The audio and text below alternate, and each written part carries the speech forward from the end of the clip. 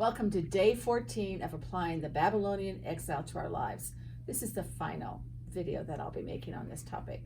You are to read Isaiah chapter 43, verses 18 and 19. If you ever get emails from me, you'll know this is usually on my email because it's one of my favorite passages. It says, "Remember not the events of the past, the things of long ago consider not. See, I am doing something new. Now it springs forth. Do you not perceive it?"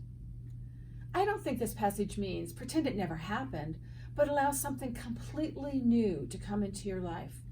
Are you looking and hoping for anything new as you emerge from your exile, or do you just want to return to the same old, same old? What if God wants to put something new in your life? Are you really open to that? If so, then you need to tell God that.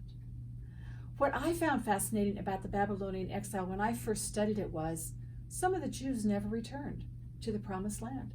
They stayed in Babylon forever. In fact, for 1,000 years, there was a thriving Jewish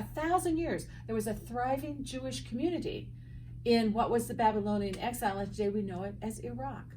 That's a long time. So they stayed there and created something completely new, we would say.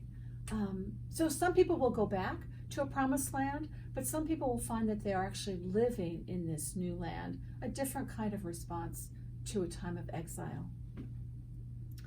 Are we going to be doing something new? Are we going to be rebuilding what we had? Make sure that God is part of your planning. God is part of your vision. And, speak to God. We call that prayer. So I want to thank you for viewing these video clips relating the Babylonian exile to our lives. I wanted you to look at your life from a different perspective, and I hope that happened and that you found these passages beneficial in some way. I certainly loved doing it, and it certainly benefited my time of exile. I'd like to thank Brianna, Lisa, Robin for helping with this, and Deacon Joe for reminding me about the heart passage.